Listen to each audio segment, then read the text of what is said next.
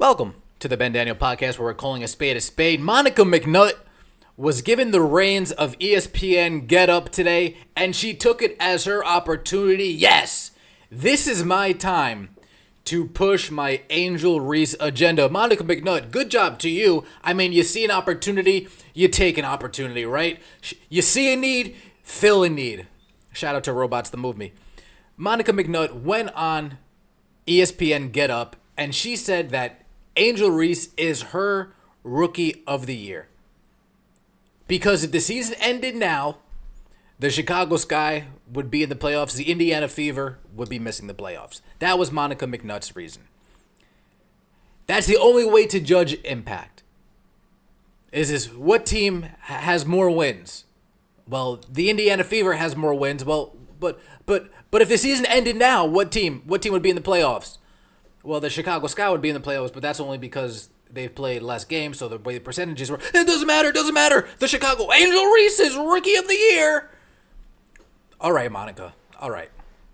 Folks, the numbers Caitlin Clark is currently putting up right now have never been done in the WNBA ever. Somebody averaging 16, 5, and 7 has never been done ever in the WNBA. One more time, folks. The numbers that Caitlin Clark is averaging now has never been done before in the WNBA. So if the season ended today, the stat line that she is currently averaging is 1 of 1. But Angel Reese is having 12 double-doubles. She's going for 12 double-doubles. Okay. All right.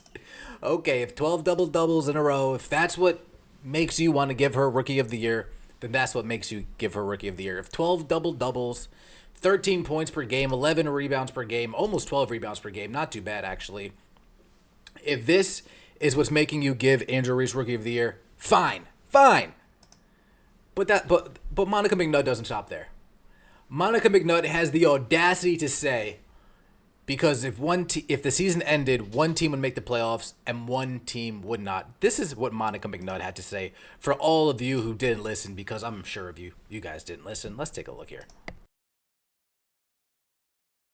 I have said this all season, BC. My Rookie of the Year is going to go based on the standings. Okay. Because I think that is how you have the opportunity to measure impact. And the Sky's right above them. And the Sky right now are in the playoffs, so you'd have to give the nod in my mind to Angel Reese. Look, the double-double streak that she's rocking and rolling, chasing down, 12 double-doubles to start is the record that spanned over 2 seasons. She's already gotten to 11. I think when you sit back and you look at what's around her, head coach Teresa Weatherspoon in her first year, there's not another number 1 draft pick on that roster currently. There's not another all-star on that roster currently from years past. Indiana, they are building blocks. Yeah. Aaliyah Boston, Rookie of the Year, number 1 pick last year. Obviously, Caitlin Clark this year.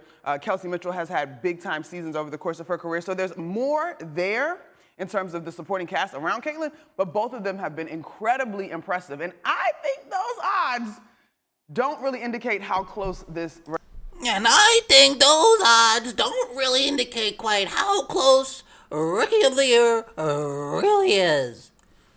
Monica McNutt, quiet down. Folks, I can't be the only one who felt like I got dumber listening to that minute she just spewed out of her mouth. Folks, let's take a look over here. Indiana Fever, through 20 games this year, they have 8 wins. Last year, 5 wins. That means simple math tells you, year over year, the Indiana Fever have increased their wins by 3 games. Through 20 games, the Indiana Fever are 3 games better than they were last year. So without Caitlin Clark, at this point, they had 5 wins. At this point, with Caitlin Clark, 8 wins. But Ben, what about Angel Reese? You didn't do the same.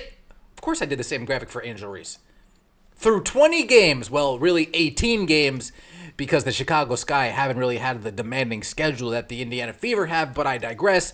Through 20 games, really 18 games, the Chicago Sky have 7 wins so far. Last year, they had 8 wins.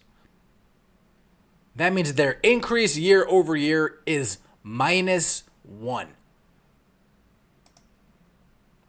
The Chicago Sky play tomorrow. They play tonight against the Storm, and they have another game before we head into the break. What team? Who's having the bigger? Caitlin Clark has come to the Indiana Fever. Not only has she put them on the map, but she has them playing better basketball than they did last year at this point in the season. She has this team winning more games this year than they did last year at this point in the season. If we want to talk about impact, if we want to talk about effect, the impact is right here. Last year, the Indiana Fever at this point won 5 games. That is embarrassing. That is laughable embarrassing. I know James Dolan wanted to get rid of that team right there, but he can't. I know Lynn Dunn had a conversation with the owner like, hey, whatever. 5 wins, and now they're at 8 wins. 3 games better than there were last year. Meanwhile, the Chicago Sky, at minimum, you can say that they're the same. At minimum. But who's really affecting winning here? Who is really affecting winning here? It's clear as day. It is clear as day. Now, these numbers are good. Don't get me wrong. 13 points, 12 rebounds, averaging a double-double is good. But let's not act like averaging something that has never been done before in the history of this league isn't better, because it is. Sometimes you just got to be honest, folks. Sometimes you just got to be honest. I know you're an Angel Reese fan. I know you're a Bayou Barbie fan. I know you're a Chicago Sky fan. I get it. But just take a step back and just really call it a buck. Up to this point, there's only one right answer for who's Rookie of the Year. It's not disrespectful that Angel Reese is number 2. But we don't need to lie. We don't need to let our biases cloud our judgment to the point where we're now saying Angel Reese is Rookie of the Year over Caitlin Clark. A role player is a Rookie of the Year over a legit star, a number 1 option, number 1 on the scouting report, and still doing this? That person isn't Rookie of the Year over Angel Reese.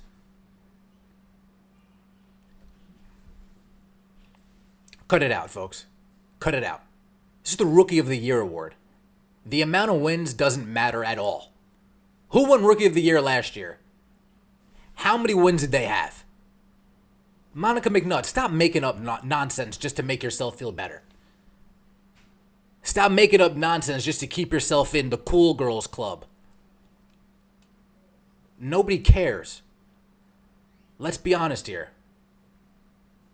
Caitlin Clark is Rookie of the Year. Angel Reese is number 2. That's not disrespectful to Angel Reese. But when we say Angel Reese is number 1 and Caitlin Clark's number 2, now we're getting into that gray area of disrespect. Disrespect. 50, 100 on my... See? That's how much I've stopped giving a shit about Drake. I don't even remember the words to that song. Let me know what it is in the comments. Please, this has been Daniel Podcast. We're calling a spade a spade. Caitlin Clark's clear Rookie of the Year. Folks, before I leave you, let me just show you something. Folks. So I was dabbling on Google Trends. Past 90 days, Google Trends, right? You got 100, which is the most Caitlin Clark's been searched, and then you got 0, which is the least Caitlin Clark's been searched. So we got these numbers right here, and then I was like, you know what? Let me just add in Angel Reese. Let's see what Angel Reese is at. Ooh. Whoa. Whoa. Yikes, folks. Yikes.